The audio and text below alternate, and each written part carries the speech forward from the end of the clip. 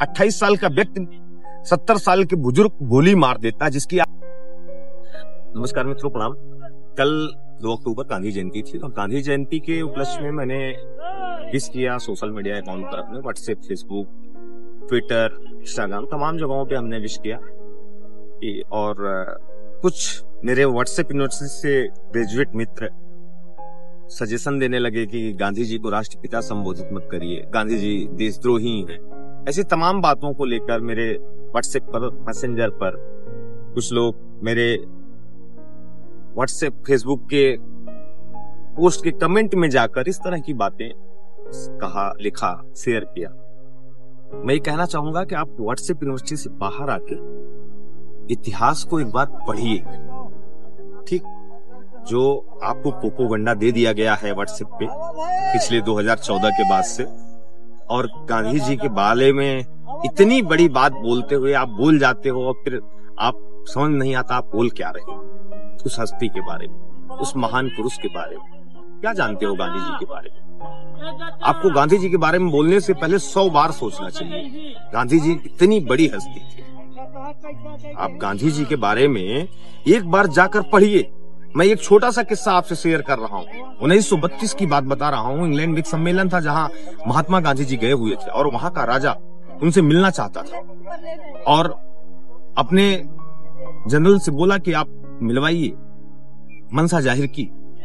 तो किसी आप राष्ट्रपति या किसी देश के मुखिया से मिलने, आप राजा से मिलने जाते, इस समय राज्यपाल से मिलने जाते हैं, एक प्रोटोकॉल आपको दिया जाता है कि ऐसे बैठना है, इतनी डिस्टेंस बना के रखना है, इतनी दूरी बना के रखना है राज्यपाल महोदय से, राष्ट्रपति महोदय से। उस तरह के प्रोटोकॉल महात्मा गांधी जी को दिया गया उस राजा से मिलने। आप कोट पैंट पहन कर आओगे, इस तरह से आओगे। परंतु गांधी जी एक धोती में वहां पर पहुंचे, तो जो वहां का जनरल देख जाके राजा से बताया, तो किसी प्रोटोकॉल को फॉलो नहीं किया है, ऐसे ही आया है।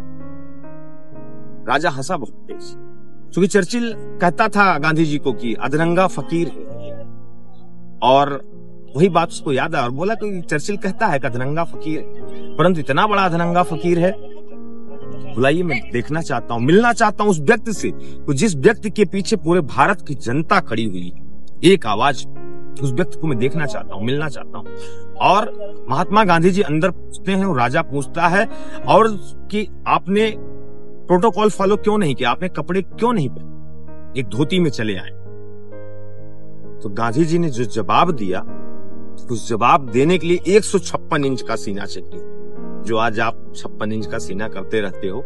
और एक बार चीन घुड़क देता है तो अंदर हो जाते हो, अमेरिका बोल देता है तो आप शांत हो जाते हो, सीज फायर कर देते हो।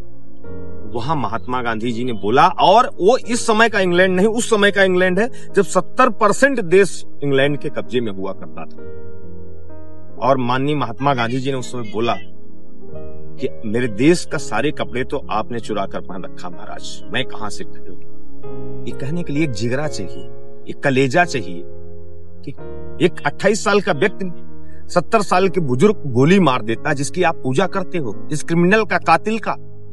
अरे किसी अंग्रेज को गोली मारा होता तो उसको हम क्रांतिकारी कहते, उसकी हम पूजा करते।